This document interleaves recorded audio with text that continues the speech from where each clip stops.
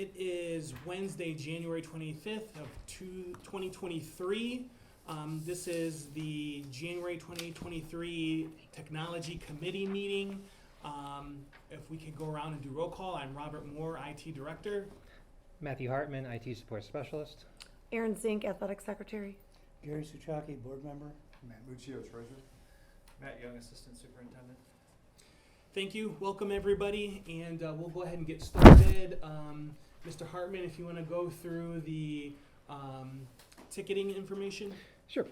So this year to date, we closed over 2,300 tickets. It's about comparable to last year, a little bit more. This year, we had about 350 plus Chromebook tickets. That's just more use, more of them. It's about 100 more than it was last year for average. And we've got 3,700 assets inventoried currently in our system that we are managing. How does that compare to last year? Last year was, I think, 2,800. What So counts as assets? When you guys Anything- what counts as assets? anything that gets a CHS tag on it. So that would be phones now, cameras, any copier, any printer device, cameras, Chromebooks. All that's basically the biggest one. Is we get those big 200 plus orders in that we cycle through. So that's a big jump from last year, 2,700 to 3,700. Have you started inventorying more items? Or? Yeah, cameras are added to that list now. Phones are being added to that list now too. So as we go through, we just keep adding them. Okay. Oh, and like scanners have been added to that now too. And yeah, a lot more stuff is being categorized. That's good. Yeah. Thanks. Next, we're going to talk about some E-rate projects and some improvements to the school network and wireless system. This is a little presentation that I put together to kind of explain where we're at, where we plan to go, and how we plan to do that. So, let's see if I can. Is it on? Yeah, it'd help if I turned it on. Well, I am just butchering this, but I'll just kind of go with this. The first thing that we're looking at is the switches. The switches are the boxes that are around the district that everything plugs into. So your computer, your phones, cameras all plug into these devices, which then goes out and gets us to our internet as well as communicating with each other. Currently, our current fleet of switches are unsupported and are at the end of life. So what that means is if one dies, kind of like it did at the beginning of the year, everything that's plugged into it will not work. They will not get onto the network. They will not communicate with anything outside or inside of the building. That's kind of where we're at with those. Wireless access points, yes. How many switches do we have? We believe that we may have between 15 and 20 switches. Okay. An initial count was 30, and we included that on our E-rate, which I'll talk about in a minute, but it might be closer to between 15 to 20. Wireless access points, they're the little boxes that you'll see in the ceilings throughout the districts. Again, with those, they're at the end of life.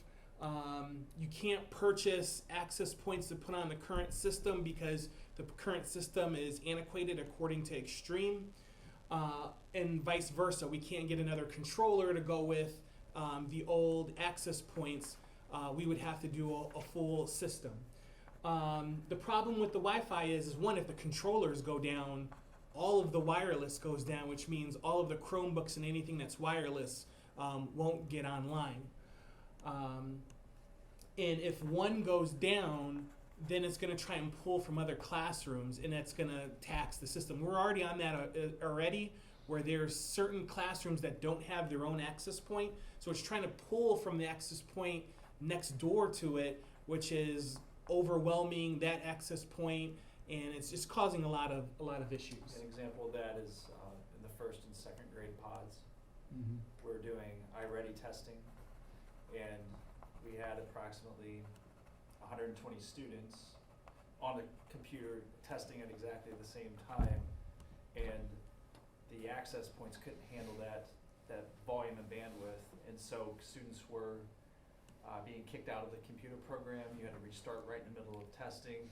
we did make use of the hotspots that we purchased with, I believe, that grant funding during the pandemic, and we've kept some of those active even beyond the pandemic, and we have used them in various spots, especially in the elementary school, during testing time to ensure that those access points don't become overly taxed or overwhelmed. So I think the last time we went through this process, I want to say we were taking bids in the 2017-18 school year. I can't recall if it was switches and access points or just access points. But since that time, we were under 400 Chromebooks plus staff laptops. Now we're at approximately 800 to 850 Chromebooks plus staff laptops, fewer hardwired devices now. So the Wi-Fi is becoming even more important. How many access points do we have, roughly? We have about 85, and that's not including classrooms that don't have one that would need one. Do the brick walls complicate the Wi-Fi going through? Not so much the brick walls, but the opposite in the elementary. It's open areas, Okay. and it's playing with, if you have the reach of the Wi-Fi or the Wi-Fi access points go too far, they interfere with each other. But if you pull it back too far, then you have dead spots where somebody walking from one to the other, or if they're in a certain area, they're not going to get coverage at all. So it's the open areas that cause us more issues than it is the walled rooms. I hadn't thought about that, but I understand. And plus that, you're gonna get some switching back and forth too, when you got multiples covering the same area. Yep. We noticed that issue when we did the remote learning center across the street. We would literally see kids' devices jumping from hotspot to hotspot to hotspot to hotspot. Because I think then the bandwidth we were paying for was only maybe 1 gigabyte. Now we're at 10 gigabytes. So we don't have that problem now, but you can see it then with devices jumping from different hotspots around the room. About how many devices does one Wi-Fi support? I would say you want to go anywhere between 25 to 35, or so a classroom full, and that's where you would have one per classroom. That's usually a good mark you want to stay in. You don't want to do 40, 50. If you're doing large amounts, you can buy a more robust access point, like in the gym or out in the stands for the football game. Another consideration is this, and we don't think about that. How many individuals in the school are carrying personal devices, like cell phones? Do we let our kids log on to the network with their cell phones? We absolutely do. Okay. Absolutely do. So you're not just pulling Chromebooks. for your Chromebooks Right. and your teacher laptops, but anybody who has a device that is on the Wi-Fi. Some like I know our staff, they'll use cellular data, some of them. But those that are using Wi-Fi, they're also pulling from those hotspots. And they may have multiple. They may have their watch, their phone, their Yeah. extra tablet. Why do we do that? Just curious. Allow kids to use the Wi-Fi. It's part of our, there's an acceptable use agreement, and there's school rules in place. Like as opposed to just their natural, Verizon or What do whatever. you mean, cell like, phone why do number. we allow them to go, so you're saying like make them use their cellular data? Just curious. Because they can get on a lot of other Yes, things. that's Well, true. that's. And it pops on, our Wi-Fi pops on when you walk in like mine does. It pops right onto CHS. And if I don't know that we could regulate that Yeah. very easily. It is a separate Wi-Fi. It is the devices, or not the devices, the Go Heights or Go Wolves network. It's the open one, right? Yes, student So- devices are connected to the CHS students' Wi-Fi. So we can control the bandwidth. If, let's say, one was overburdened, we could literally turn off the guest Wi-Fi and everyone would be disconnected from it. So maybe the opposite question, do we require them to log on to our Wi-Fi network? Only if they're using our personal devices. Okay. We're accessing their Google account through their personal device. We discourage the use of personal devices in classrooms. But we know during dead times of day, like hallways, study halls, lunches. We don't restrict students beyond what school rules would say. Don't do anything inappropriate. Don't bully. Don't use social media. Don't do those things. And again, you only can police it when an issue arises. And our Wi-Fi is filtered, so anyone who gets on it has to go through our firewall and filtering, so it's a secured network. And we assume we have some controls as well on the network as well as, the Yeah. Chromebooks and, So to remedy these issues, one with the switches and with the access points, you want to use the same manufacturer. That way you get one look at the entire network. So example is if you had a Cisco Meraki switches with Aruba access points, you can look at one panel and see what's going on with the switches, but you really wouldn't know what was going on with the access points and vice versa. Whereas if these match, you could take one look at the network and say, okay, what's going on with the access points in correlation to the switches. So you kind of want to have those match. These are the four main players that we've interviewed, had demos, and went out to see. Extreme, Aruba, Cisco, Meraki, and Arista. With Extreme, they came out, they talked to us, they gave us some virtual demos on some of their things, and some of the pros, and by the way, this is who we're using for our current wireless system. The pros, in comparison to say a Cisco, they're much more affordable. They do have a cloud option, and then they have a graphical user interface, which means you get a picture representation of the network where you can go in and type in things versus going into a program line and then programming in what you want to do. The cons, it's quickly obsolete.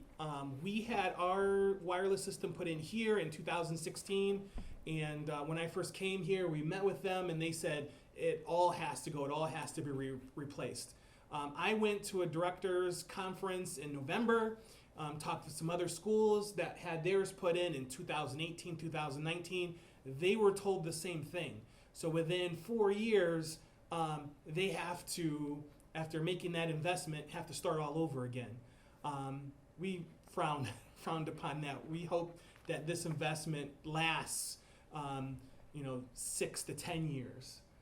Hard to manage switches. A lot of the schools that have Extreme switches say they work fine, but they're hard to manage because they're so much different from Cisco, which is more of the standard of the industry, so they're getting rid of their Extreme switches. And they're hard to upgrade. Again, the situation where we're in is we can't buy new access points because they won't go on the antiquated controller. We would have to get a whole new controller and access points. Next was Aruba. They came out here for a meeting. I also went to their building for a meeting. Again, they also have a cloud option, graphical user interface. A lot of networking equipment needs a license in order to work. So an example is our phones need a license in order to continue to function. With Aruba's equipment, it's a permanent license. 6-7 years from now, you don't need to go purchase more licensing for those. Some of the cons that we have with Aruba, though, is talking to some other school districts. They didn't care for the pricing that came with Aruba. They also had a poor presentation when I went to see them. I thought I was going to get some hands-on with some of their equipment. That was not the case. The main presenter was distance learning, which I could have sat here for that. And also I noticed that they were using rival equipment in their facility. I saw some Cisco switches and they're trying to sell us Aruba.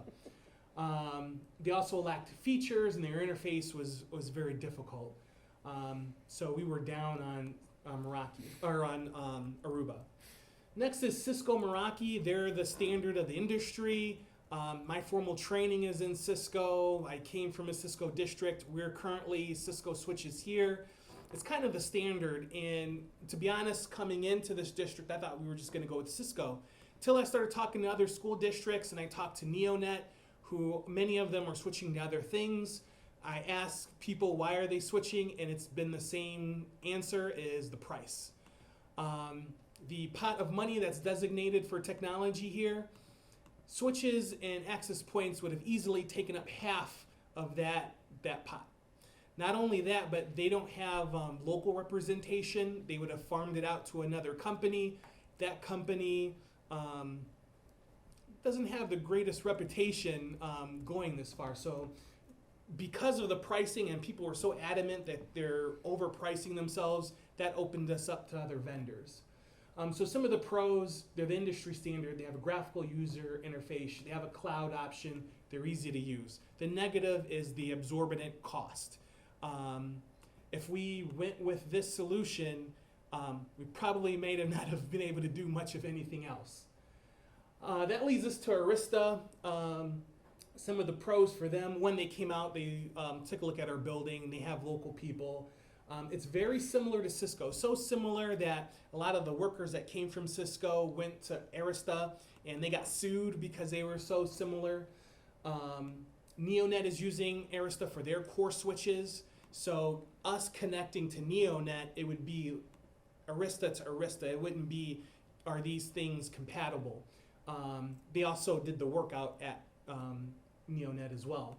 The price, in comparison to say a Cisco, it's about half the price. They have a graphical user interface, easy to manage. Their wireless system doesn't need a controller. What happens is the access point, there's one access point that is the master controller. If that goes down, then another access point takes its place. So that is a part of the cost or that we wouldn't need to pay for. Also, we could piece and part replace that as the years goes on versus one large replacement. How long has Neonet been using Arista? They've been with them for a couple of years now, I want to say. They are using, for their extended network switching, they're using Aruba because their Arista switches can't stack, and what that means is they can't take 4 switches and make them work like one. Because our network is so small, a lot of the closets, there's only 1 or 2 switches anyway, it doesn't hinder us that much. If we were Cleveland schools, that would be an issue because they would probably have 1,000 switches and stacking them would benefit them, and it benefits Neonet. But other than that, I asked them, I said, how's the performance with your Arista switches? And they actually love them.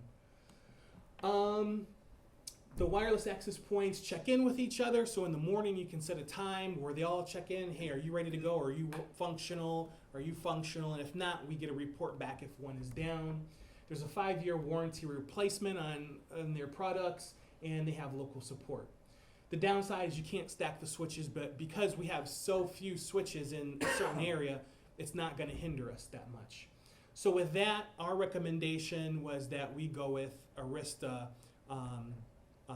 manufactured products. It doesn't mean that we have to go with them as the vendor to purchase this, but all the vendors that would then put in their bid, this is built into that where they would have to go with Arista. So how do we help pay for this? How do we have this happen? That's where the E-rate program comes in. It's a federal program that's run by the FCC. It's based on free or reduced lunch. Our discount rate as of now is 50%.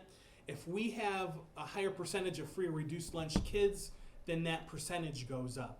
If that percentage goes down, then our percent goes down. We're locked in during this 5-year period of funding at the 50% discount rate. 5-year period, forward, backward, what's the 5-year period? Right now, I believe we're in year 3 of the 5-year period. Okay. So what happens is once this 5 years is up, then we could submit for another pot of money from E-rate. I believe we have like 147,000 in our pot from E-rate that we could use. We would get another 140,000 if everything stayed the same and we were approved.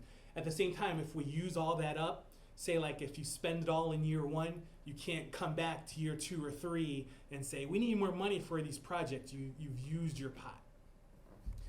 It starts off with a 470 form. That is an RFP to all the vendors that participate in the E-rate form. We're already starting to get submissions in. By the way, because of the deadlines, it's a tight deadline. We turned in our 470 on Monday. Our Jack, who is our E-rate consultant, he had got it done that same day. He emailed me back because I sent screenshot for screenshot all the information that needs to go in. He said, "This is the best 470 I've ever seen." And just going through the process, I knew what he was looking for, so we were able to get that in very quickly. We contract with Jack Reinstra. Costs us about $1,500 a year. I think we did a 2-year contract. It's 2 or 3 year contracts. I know this is the last year. I think it's a 2-year contract. Dr. Claris, when he was here, he partnered with Jack and said it was the best $1,500 that he ever spends, because it's Jack's responsibility to make sure, even if we know deadlines and if we know how to complete forms or processes, it's having that outside person where that's all that they do. Whereas in here, this is only a fraction of your day, but it's extremely important to get it right, because right now we're in a tight window, right? Because we submitted paperwork on Monday. We can't communicate with anybody now Right. for 29 days. day period. So it's a bit, basically people expressing interest is going to be a bidding process.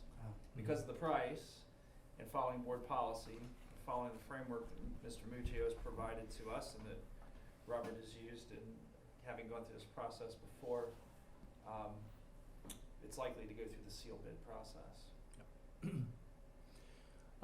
At the end of that 29 days, and we go through the bidding process, and we've picked the winning vendor, and we know specifics of what we're getting from them, then we fill out the 471 form, letting the FCC know this is who we're going with, this is what we're looking to purchase, and this is the dollar amount that we would need to make that purchase.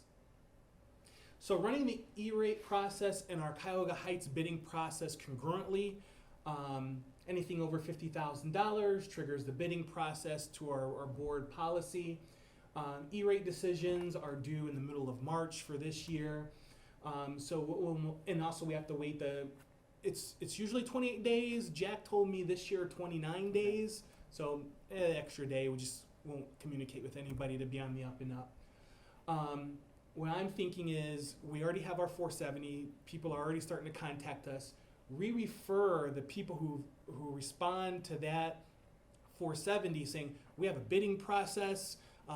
Once that information's ready, we then refer them to that bidding process. If they want to, they then put in their bid through our board policy.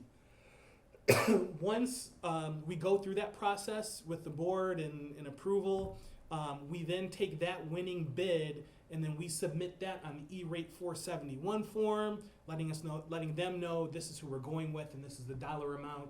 And then usually at the start of summer, we would get a decision from E-rate if we're approved or not. Usually, as long as you don't miss any, if you're on the up and up, you don't miss any deadlines, you usually get approved, especially if we've been approved for Category 2 funding already. The next step in the bidding process, and I don't know, Mr. Muccio, if you want to talk a little bit about that, but it would be for the technology committee to then formally go to the board and request this go to bid. Yeah, what time frame are you thinking for that, say we wanna, have a resolution out there, announcing? Are you looking for purchase and then installation for next school year? Yeah. Mm-hmm.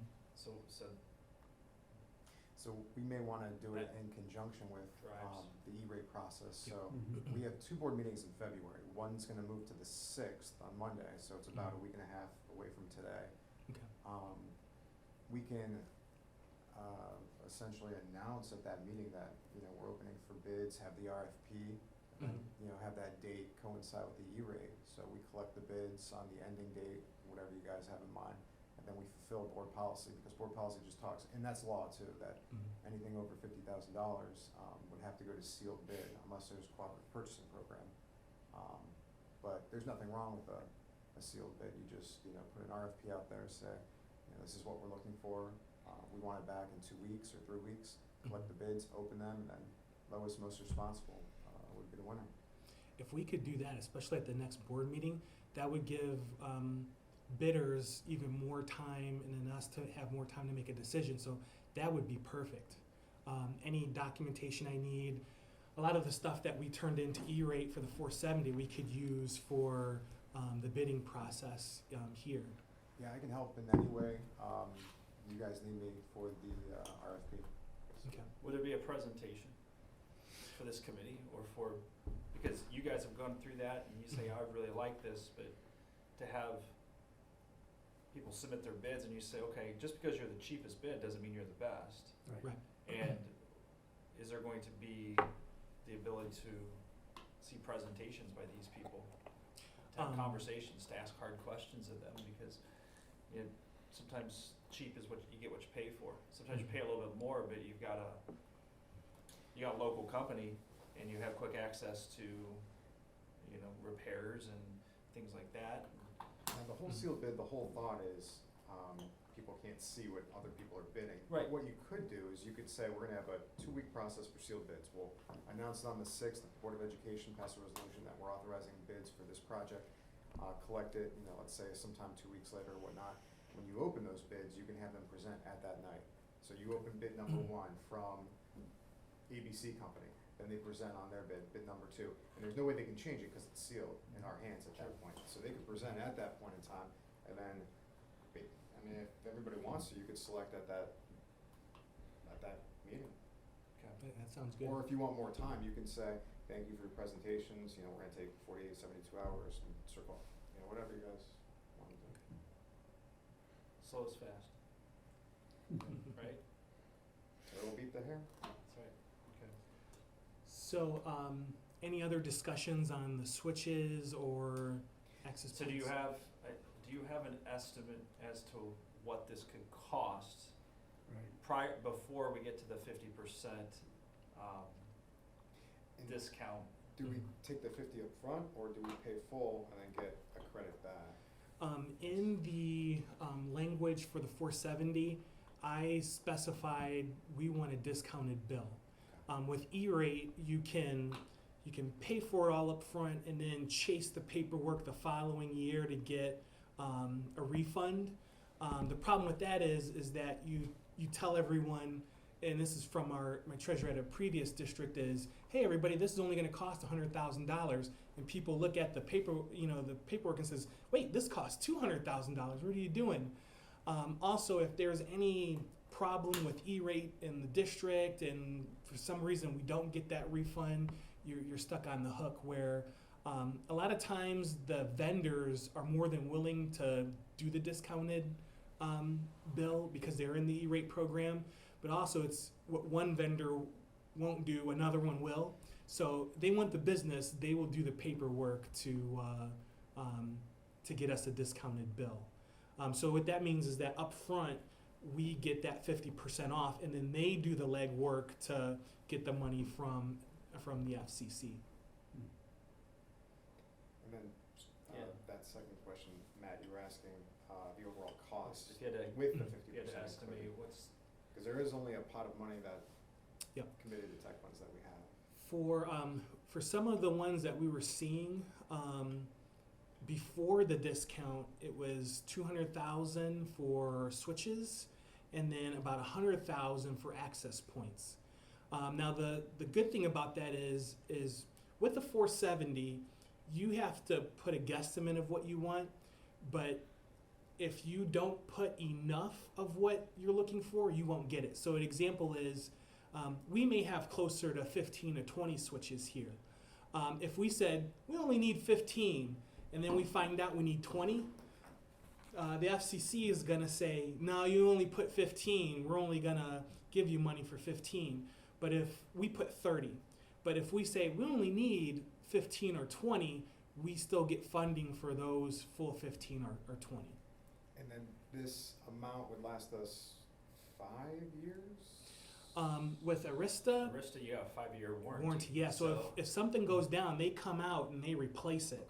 I did ask them the lifespan of their equipment, and they're talking about more like 8 to 10 years. That's pretty long for this Yeah. stuff. Yeah. I mean, we usually write it off in 3 years, right? Electronic? For the switches and access point, you hope to go at least 5 years because you don't want to be paying $50,000 every 3 years. So these these bits of equipment should last longer. The switches we have now, I think, are 13 years old or somewhere around there, and they're still running fine. It's just that if one dies, we are What ties into our switches? Phone systems? phones, cameras. So there is a safety component to this too, our ability to call out, Mhm. or people to call in, and then you said our camera system. And how many cameras do we have right now in the district, Matt? Just Approximately. over 78. So you got 78 cameras that are all going through these switches. Yep. Mhm. So, And that brings up another point with the switches is in certain areas we're running out of ports. So example is in the elementary, if we needed to add phones for any point, we may not have enough ports on those switches to add those phones. When the switch in here died through the power surge, it killed a switch, and anything that was plugged into it, including our phones, were down. We were able to find that line and then move it to another switch, reprogram it, and we were back up and running. But if we were out of ports, there's nothing that we would have been able to do other than still buy another switch, have it put in. Because of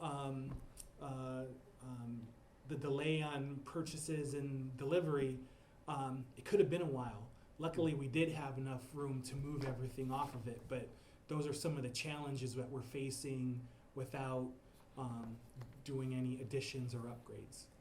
So for our pots of money, just for everybody's FYI, our permanent improvement fund, which we don't have a levy for, so we get money from pilot agreements, which are payment in lieu of taxation. We have three essentially sub-accounts. First account is just general permanent improvements, and we have about $870,000 unencumbered in that as of right now. The second one is the recovery loss of assets, and we've discussed that over the years to commit that for vehicles. There's just a bit over 1,020,000 in that account. The third and last one would be the permanent improvement tech fund, and that account has approximately 820,000. So if we were to spend, what is it, 200 plus 100? With the E-rate discount, it would be more like 50 and then 100. Okay, so 150. So if we have, let's say 800,000, 150 is going to take a sizable portion of that out, just so everybody is aware. Now, we can glad to hear start, it's an 8-year up to an 8-year Yeah. investment, which is nice. Right. Do you, now, go ahead. I mean, the way we look at it is, I mean, we got that $150,000 grant from DeWine for the school buses. I mean, we can essentially say that. We've slowed the transportation piece down, and we could Right. technically repurpose that for another permanent Right. improvement, Right. if you absolutely need it. Right. Do you anticipate, we've had a big data pool here in the last 4 years, because with the digital learning, digital meetings now through Zoom, that pulls a lot of data, right? Information pulls data. Do we anticipate that there's going to be a large jump in that component, because that's what stresses these, and you can have all these access points and they could last 8 years, but that's assuming there's no large jump then in technology that pulls all that data. I mean, or are we kind of, in low-cognitive schools, we're kind of at that threshold, there's nothing on the horizon? I know The- it's a tough question. The Wi-Fi technology changes every so often, every couple of years, and that's one of the benefits of the Arista system. Is it's easier to swap and interchange things versus, oh, we got to do all of this at once. Another good thing about Cuyahoga Heights is our bandwidth is at over 10%. What the threshold is for per student in the nation. So we're good. We were very good on bandwidth for a while, and updating our access points should be able to handle any technology breakthroughs that happen in the next 2 to 5 years. I don't think anything will be as big of a change as giving each student a device. We've kind of hit that's the biggest jump I've seen. Yeah. Yeah. Yeah, I agree, and that's what stressed our current system. We were still in Chrome carts and under 400 devices and only being used every so often. That probably would not be causing some of the issues. Testing would still be an issue. All right. And going back to your point, Matt, about the pot of money, if we would have went with Cisco Meraki, that would have been at least half of that. Talking to some other districts that are similar in size, they're 400 to 500,000 in. And they're using, again, they're not doing the work themselves, they're outsourcing it to someone, and some districts are having some issues with functionality because of that outsourced company. Sweating bullets. So we had all this installed, does that mean you guys know how to install all this, or are they still gonna come out and install it? They're just more local, therefore we're going to be able to get assistance when something does go wrong. Yeah, Or both. included in that price is configuration and installation to make sure it's done correctly. If like something catastrophic happens, we have 2 points of support. One, NeoNet is running the same switches on their core switch, so they're familiar with the setup. But also Arista has a local office here where they could help as well. So if like a switch dies, we can call them up on the phone, they come out, replace it, and then we're back in business again. Yeah, it's good to have the knowledge in-house Yep. on how to do those things. You know, That- should we have somebody install it or do it ourselves? I That- like having as much knowledge in-house as we can. It's another benefit to Arista is that it's so close, like the programming is so close to Cisco that Cisco actually sued them a while back because it was too close. They lost, but if you can manage Cisco switches, you can manage Arista switches. I like that too, because that's what they teach. And, Cisco. and another nice thing is they, with the graphical user interface, and it's the same with Cisco as well. Say like if we need to switch ports from data to phone, it's something that we do regularly here. Instead of me taking my laptop and my console cable and running over to the elementary and doing that, we just log into a web page, delete the one number, type in the next number, the VLAN, and it's done.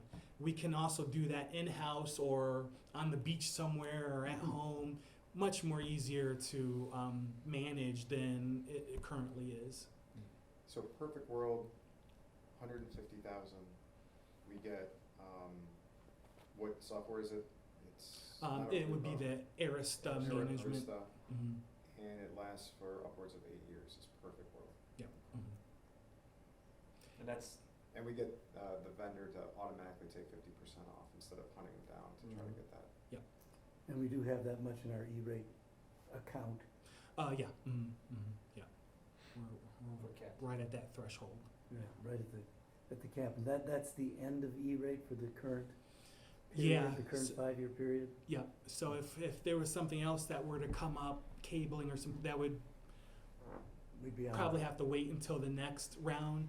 But that would also be taking care of the needs. Some of the other things are wants. These are the most needed things that we would have to take care of. Okay, yeah. What are some Especially of- connected to the phone system, the camera system, it's, Yeah, it's got everything in there. yeah. What are some of the wants, I'm curious, what Well- wants did you have in mind? Kind of like last night when they showed the wiring closet and it was spaghetti and Yeah. everything. It would be nice to have that cleaned up and looking for professional. Is it a need? Is the district gonna fall apart because it's not completely tidy? No. And in fact, we made a $50 purchase this year of a cable tester and a tracer, where if there's something we didn't know where it goes to, and we at least know which switch it's going to, we can use that device to find things. Yeah, So- essentially put a tone on the line and pick it up on the other end. Yeah, if the switches go down and the access points go down, that's really bad. If somebody comes and says "ew" at our closet, it's not life or death. It's something that could definitely wait. Yeah, and I'm not gonna skip the copiers, but like that, you see that generator piece that's up there in number 5. Primary purpose of the generator is when the power went out, we only have a 1 hour, is it 1 hour, 2 hour, 1 hour battery backup, and then that has to shut down or it will literally start.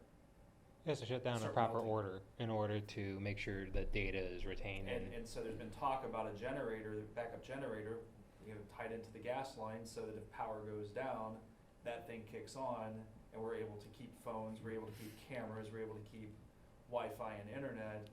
But you're talking a generator is going to be, again, pushing that $50,000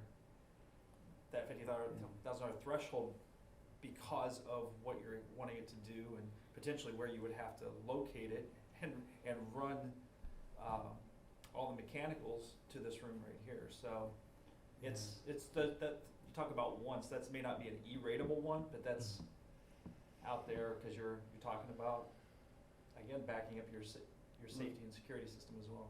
Right, but the generator, you don't need to, obviously, if you lose power, then the school is kind of shut down, so all you need are the emergency systems anyway. Yep. For that So- period, so you don't need a huge generator, but I have no idea what. And all of our closets are on battery backup, so the cameras won't go down right away, but it's like an hour per closet Mhm. about, so. And, you know, if we replace, say if we went with the new switches and we approve that and it goes through, the same thing happens again and it kills a switch. One, we look at the digital map of our district, we see immediately that switch is down. Call Arista, we get a new switch and we're back up and running again. Mhm. What, do they have response time guarantees on their service calls? That's something we can definitely ask them and work that out and make sure that we're Yeah, Good I think with we that. need that information. Cable guy hours. So, right, cable guy hours, yeah, you might I'll come be there out next between- week sometime. Between 12 and 8, anywhere from 1 to 3 weeks from now. Right.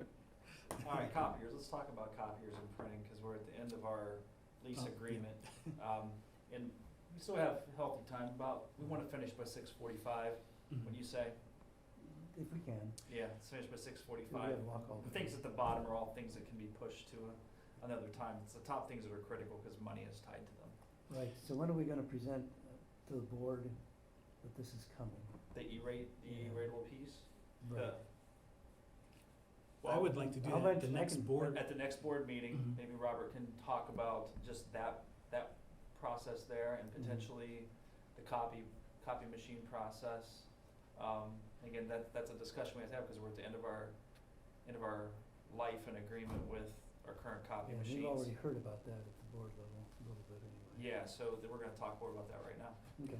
That, by the way, that next board meeting, what date is that? The 6th. Okay. We're gonna move it tonight. We're gonna make a motion tonight to move the board meeting, I believe, correct? Mhm. Okay. Excellent. Trying to remember why we had to do that. It was really hard to get Wasn't it everybody at you? the same, no, they had another date. They had to move it Oh, anyway. and yes. The date they picked, I couldn't be there. Yeah, that's right. Right, so they started searching around for other dates and. Right. There's a couple other projects that are on the IT agenda. One is printer copiers. Our agreement is up at the end of this year. When you say year, we're talking 6:30? Yeah. So we've had some preliminary discussions with the different vendors. The three that has kind of stuck around has been the incumbent, Dex, which used to be Meritech, ComDoc, and Applied Laser. Some of them have been out. We've been in contact, giving them information that we need. We're still in the gathering phase of the information that we need for that. So we still have some presentations and meetings coming up. I believe on the 31st, ComDoc is coming out, and then on January 2nd, Applied Lasers is coming out. A couple of things in the conversations that we've had is one is possibly postponing this decision until next year. We're still gonna see what quotes come out from the three vendors and what we can work with, but because there's so many things going on, it might be in the best interest of the district is to extend our current agreement and make this decision once things are a little bit more clear. I will ask Dex if that's possible, if we can extend for a year and give them the reason why, but we're still in the discovery phase of this. We're gonna have a meeting, you scheduled it for, what did you schedule our meeting for? 31st of Jan- 31st Yeah. at 10 o'clock. Yeah, we're gonna meet, we're gonna talk more about this, cause obviously he presented one option is to see if there's the option to extend for a year since the Meritech got bought out by Dex and you're not sure whether you're going to get a good quality product there. But we also know that there some software issues, like aren't they no longer going to necessarily support or, what happens when you're at the end of the life of the copier? Because Oh, I don't, we're leasing these copiers from DEC, so we would have to extend that lease. It's a Yeah. dollar buyout. Mm. Is it $1 buyout? It's a dollar It's a buyout. dollar buyout. No, of we the don't year or have any something like lease that. right now I with thought you these. said we didn't have the $1 buyout. That's the, when I looked at the contract, it was a dollar Yeah, so we need buyout. to get some clarity about what our current contracts will be and I work could be with wrong, Matt but I on just dollars. looked at Does that mean we We also lose all need, that? you know, there's also, you know, we need to take in the feedback of, you know, staff members who are using, the copy machines, because, you know, everything's great when copiers are working, and everything can be pretty critical when they're not, and just think we have to make sure that we look at all of our options. Erin has some experience, she worked for, you worked with Copy Company. Yeah, the only reason I'm on this committee, I was asked to be on it, and I actually You don't offered. have to justify yourself. Well, I'd like to, because it makes sense to me, because, you know, the position I'm in currently, you wouldn't think that. So, I'm gonna take like 2 minutes just Yeah, to go kind of ahead. get you up to where I'm Okay. at. And this is just working with Robert and just trying to figure it all out. And I'm only going on what I know by selling for the last, 23 years I Okay. sold. So, I think what we need to do is we definitely, these are just my opinions, again. I feel like we need to move forward and not wait. And the reason I feel that way is because we've got, you know, we need 3 quotes. One quote, we're gonna, you know, obviously, they're there just for the 3rd quote. We're gonna look at them, make sure that they are apples to apples. But the 2 main companies, whatever 2 those are, they need to come in and do a study, which we already have one of them planned. The incumbent, I personally think they should come in just because things have changed. And Robert might not know this, and we'll talk about it, because I'm in the foreground. Like, you know, everyone's talking, and configurations of the machines need to be looked at, locations of the, and to do a study and have them do it for free, quote unquote. We'll get some really good ideas from 2 different companies with 2 different ideas. That's why I think no matter, even if they're the incumbent or not, they need to come in and walk through physically, and we need to show, like, for example, where the paper sits now, there's a moisture problem. We've got a copier in there, we gotta move that out of there because the moisture takes the paper, and then we're getting jams, and no one uses that machine. So now they're migrating to the high school office where I sit. Not that that's an issue, but that machine's not prepared for all those teachers to come there. So there's just little tiny caveats that I've looked at. There's a turnover now, you know, Dex is now a national company that took over Ace and Meritech, Ace now, or was. That's a huge rollover. They will say, because I used to say it, they'll say, it's an easy transition. We'll get it done, it's easy. It'll take a good 3 years. I say that with all heart, and maybe they are the company. I'm not saying they're not. I'm just saying I think we need to really dig deep, and we can. And they're at we're the customers. So we should use them as much as we can. Again, I'm not saying that Dex is not the company. I'm just saying that we need to really, really dig deep into what they can do with their transfer. And there's some things that we can talk about on Tuesday. But the other couple things are lease and a buyout. We have to look, I know, Matt, money is, you know, obviously essential in this. The dollar buyout is something that in technology nowadays is like unheard of, because technology changes so much. We cannot sell these copiers. We could sell them for parts maybe, but we're not gonna get anything out of it. It's like a car. You know, it's a lease for a copier is like leasing a car. Cars come and go, and they have new this, new that. Well, that's what's gonna happen with copiers, and having a lease, 3 or 5 years or whatever you wanna do. We get the new technology, and we stay up with everything that we have to stay up with. Just comparing the 2. I'm not saying that a dollar buyout isn't, I just don't think it's good for this district, because we are moving, and I think education is moving quicker and technology is moving quicker. I also do believe that to get this going, I think we do have the time. I think going into and taking a whole nother year, right now, Rico, the parts are hard to get. We have 1 tech working on Rico. Now, Dex will bring out, if we do new equipment, they're gonna have, you know, techs doing it because they're new equipment. But we have old equipment. We have 1 tech. And I can tell you, the 1 tech has got a lot of Ricos out there, I'm sure. And he's 1 tech in this area. So that's a problem if we hold on another whole year. I really do think if we push the companies, we can get in here, we can understand, and by mid-February, we could probably have an answer. And we need the copiers by July. And if we don't move now, we're not gonna get them by July. I think it's pertinent that we really, really push hard on at least getting the information and then taking that and figuring it out from there. But 2 studies are needed. Why not do all three? I mean, we're gonna do all 3. I know that one company, that's not their niche. Robert and I Yeah. talked about that. Okay. But we do need another quote, and we Law do, firm. they do a lot of, they do a lot of other things, but they're just they're not a school company. Okay. Dex, Meritech, and Comdoc, Dex is now Meritech is now Dex, they're school oriented, they get it, Okay. they do a lot of big schools. One other caveat is, if you're talking about an RFP, I would say we are not the district to do an RFP for copiers.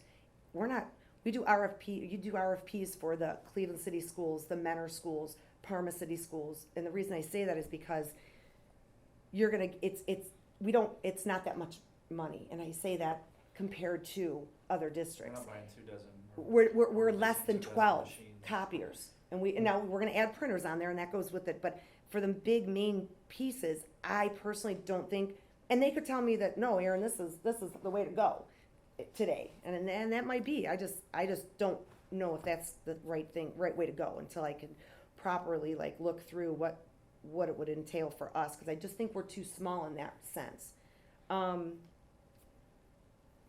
I hope I didn't overstep my bounds. Nope, not at Okay. all. I hope I didn't.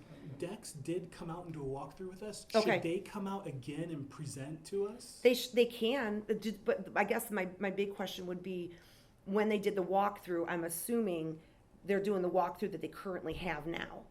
Did they, are we suggesting some of the things, you know what I mean?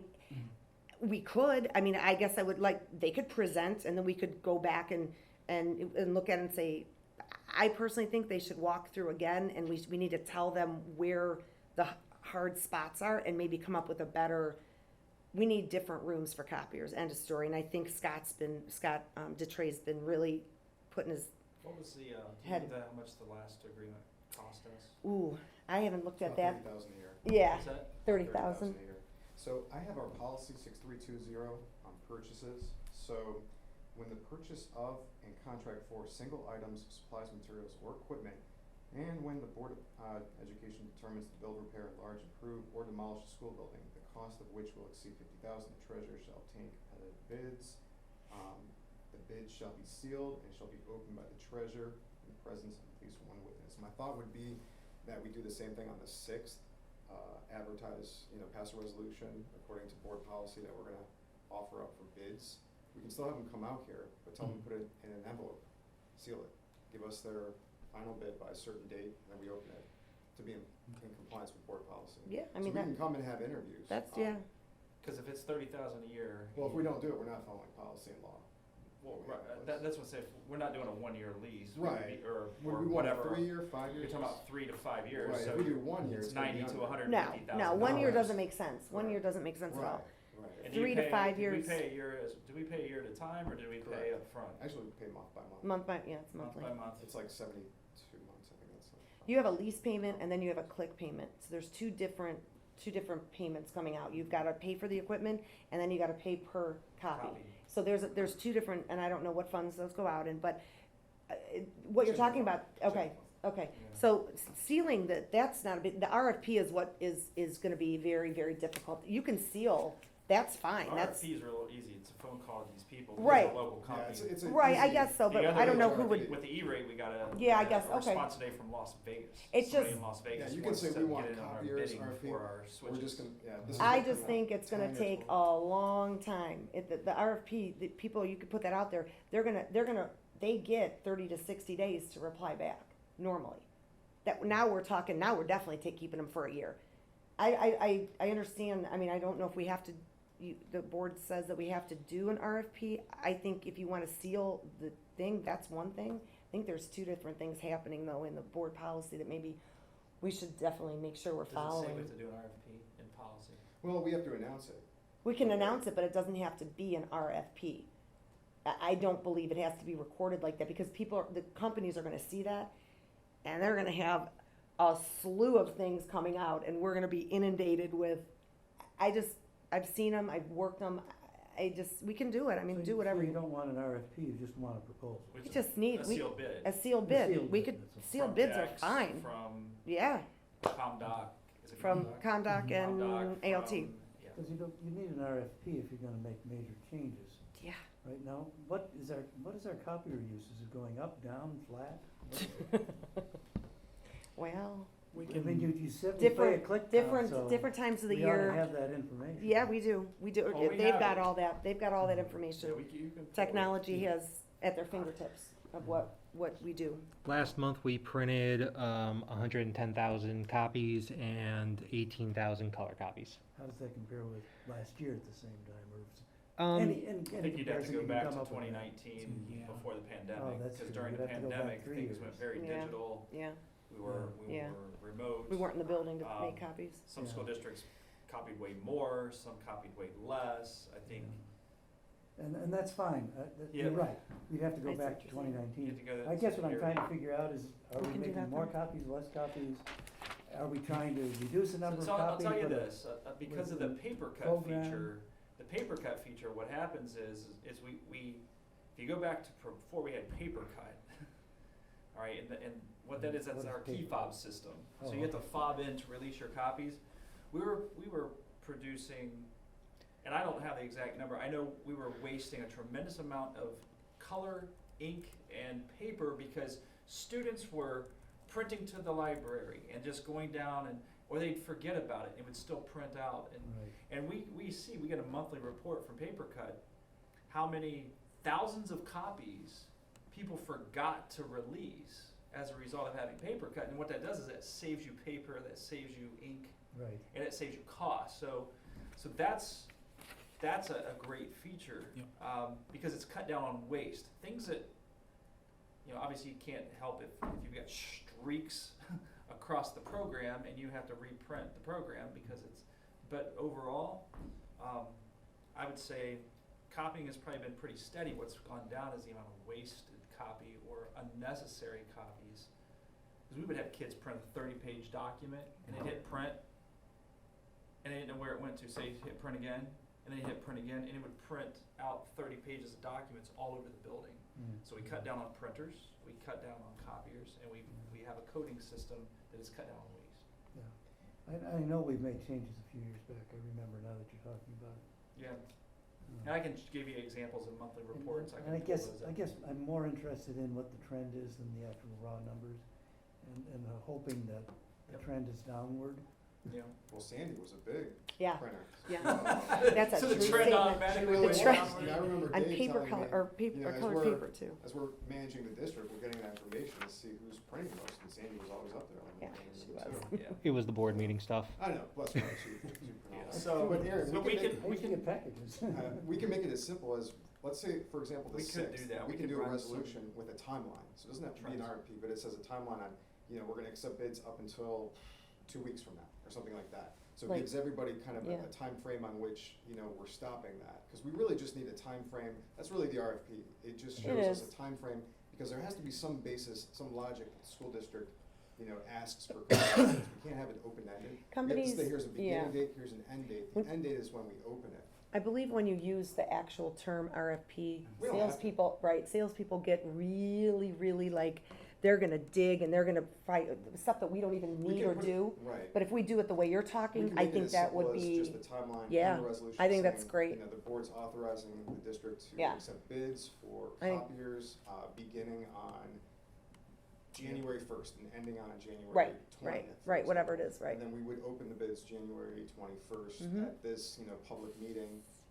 If they want to come out to present their, sealed bids, that they would put it, let's say, in an envelope, give it to us, so we're holding it, and then we just open, they can give it to us that Friday.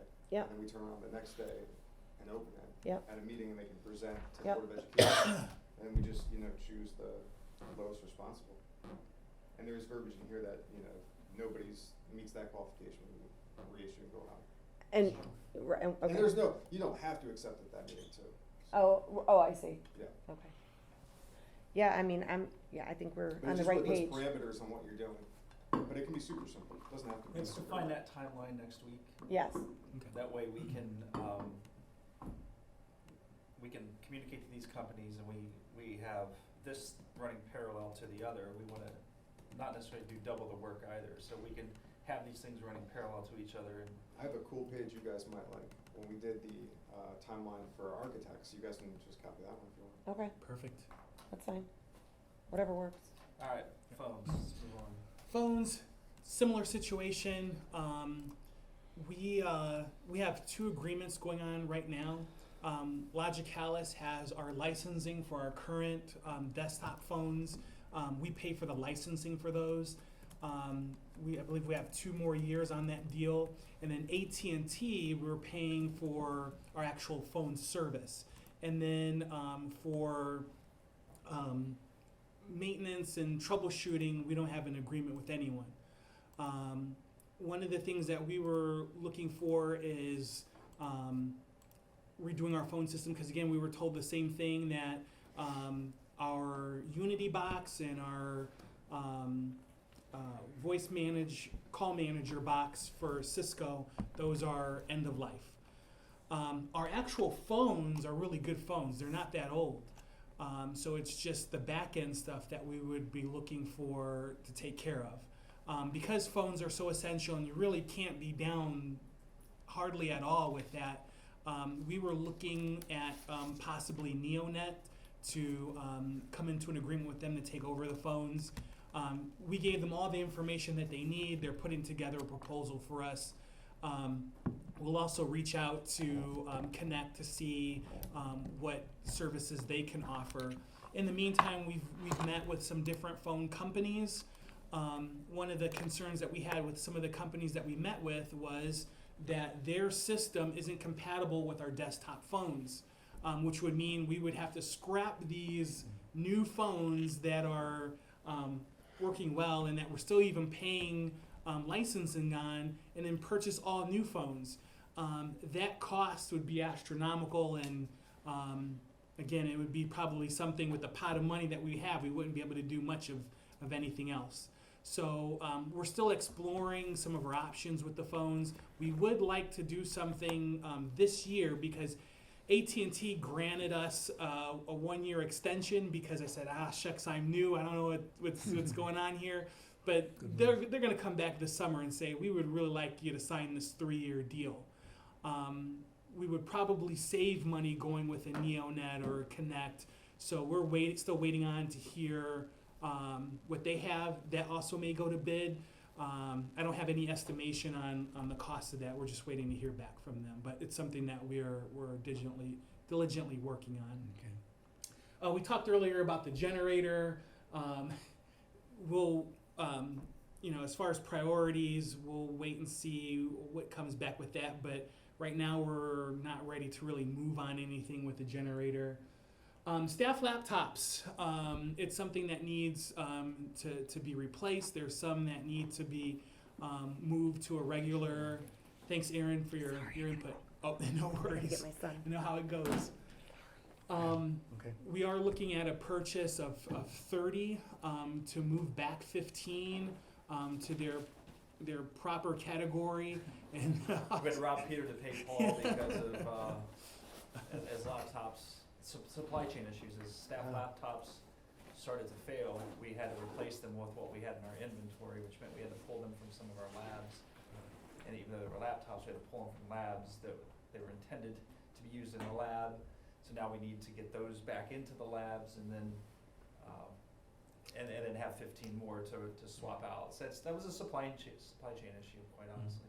With everybody, with a one-to-one program with Chromebooks, do we need So lab? our Project Lead the Way and computer science classes, they require a software system called Python. Is that correct? Mm-hmm. And those are systems that cannot run on Chromebooks. Okay.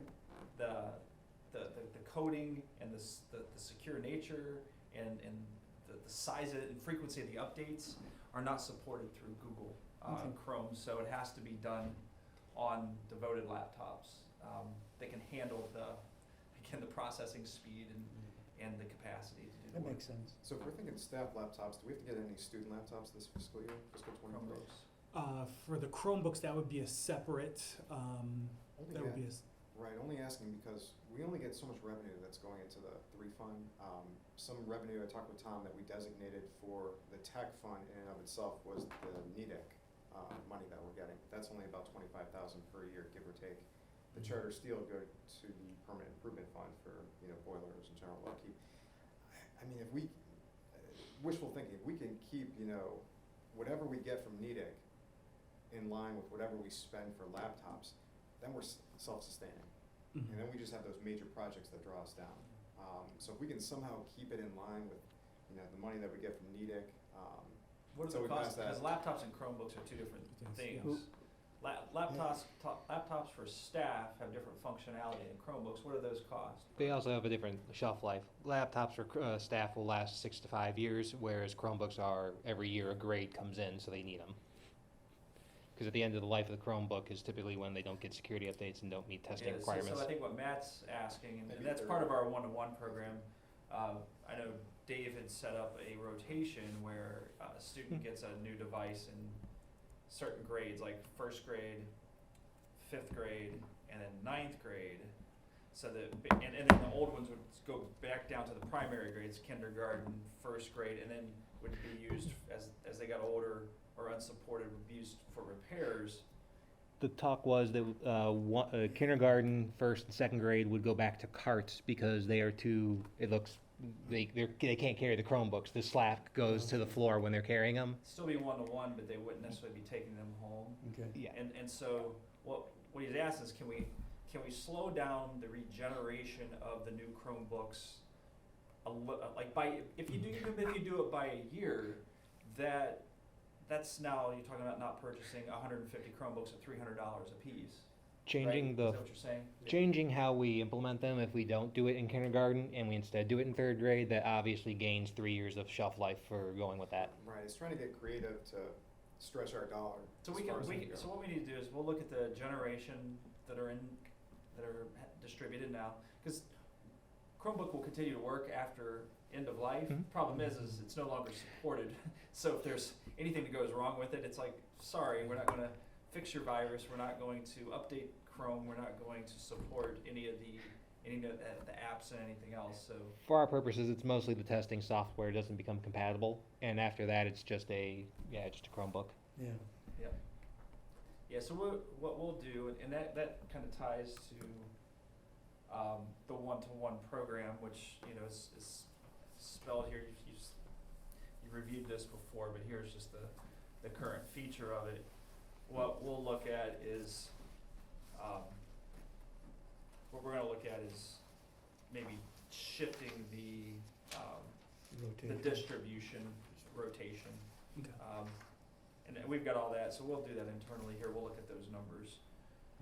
Do you guys want to talk quickly, because we're running out of time here, about the one-to-one?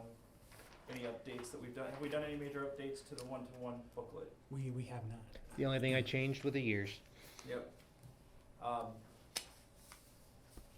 How has the incident process gone with respect to repairs and damages and things like that? What are the pros and what are the cons you're running into with it?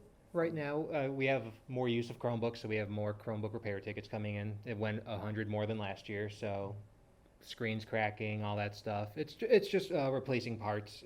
Part of it is we're looking into possibly an insurance program. They pay an amount, and then they get a certain deductible for issues that they have, and then Good idea.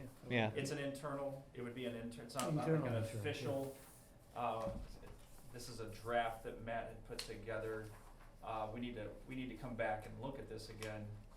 Maybe we'll do another meeting before the end of the year, that way if we're going to roll this out for 23-24. But what it basically does is, if you opt into the program, you put in so much money into the program, and then it's essentially paying for Like a free damages or repairs over time.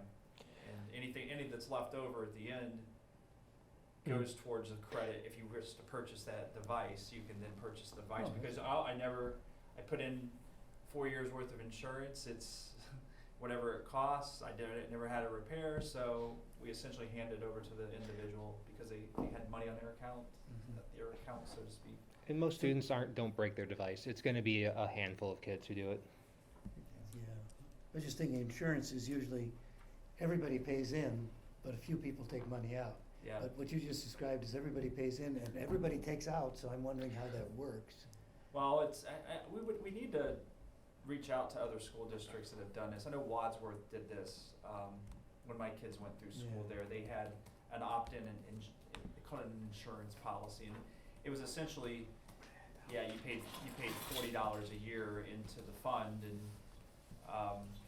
if you used it, great. If you didn't, too bad. You know, it was one of those things that I don't think we never opted into it. We were like, yeah, if it's $30 repair, we'll just pay for the $30 repair. We're not gonna.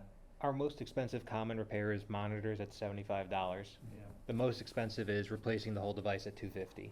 Yeah, that's true. And I think that's one of the biggest challenges we're having with parents is if they break a 4-year-old device, it's completely incapacitated. Yeah. We charge them $250. So like this is an old degraded device, but to replace that device, means you have to buy a new device. just have They're to get behind the one, screen yeah. charging. And so Well, that's the looking at this big one. disconnect right now. And then they say, well, if I'm gonna pay for the device, I want the old device. Well, you can't get the old device because it was paid for with public Yeah. funds. You can't just hand it to you. So there's a little bit of some frustration, I think, that gets Yeah, communicated. that needs more exploration than we certainly have time to Yeah. do at the moment. Number 8, we have some old data on CDs, and then Yeah, that it- data needs transferred off those CDs onto modern day It is storage devices or cloud. Is student records from the old students, and it goes through a special program that's encrypted on Chris Mudra's computer. It's just an old software that isn't really supported anymore, so the encryption just needs to be updated to a new So system. you have the ability to, if we don't get it, there's gonna come a point where if anything breaks, we're going to lose the data of those old student records. Yeah, you don't want that. The only other thing, and we'll talk about this at another point, I'll give you a copy of these. This is our technology policy that mentions acceptable use agreement, and then in our notifications that we publish and put online, we're required to put online every year. These 3 pages are our computer network and internet acceptable use agreement. So we're gonna have to just look to see if this is still relevant, if we're up to date, if we're using proper terminology, and this is where we need to pull acceptable use agreements from other districts to Right. see what they have done, those that have updated it most recently. So when you go to your IT meetings in the area, it'd be great to get some feedback on these things. And it sounds like we got some things to talk about at another meeting maybe before the school year is over. And I don't have a problem with having another meeting. We need to do. Yeah, I think when you're talking about spending six figures worth of funds for necessities, I think we have to do our due diligence. I think we Right. have to communicate that and take it through proper Yeah. channels. The only other thought that I had was the E-rate stuff is some of the things, like the phones, could that be E-rated as well? No, they used to be E-rated, and then through some legislation, they were supposed to get rid of the old analog, and they took instead of a scalpel, they took a hatchet. Phones are no longer Yeah, okay. E-ratable, unfortunately. So I guess what I'm thinking is, can we avoid buying things that would be E-ratable after we run out of the current E-rate pot? Luckily, after we do switches and access points, there's nothing else really, especially with E-rate, that we would need to purchase. Okay, After that, can we clean up the closets, which, that's internal. that Internal would be salary taking anyway. time from us to Right, do that's you guys if doing worse it, comes so to worse. So that- we would be good once we get the switches and access Yeah, points so done. that's what I was thinking, as you're talking about copy, and phones, and what else can be E-ratable, and we ought to figure out if we can extend that, so that the priority would be next time E-rate comes up. All right, We're adjourning our meeting? Adjourning our We are meeting. adjourned. 6:51 p.m. Thank you for everybody who attended.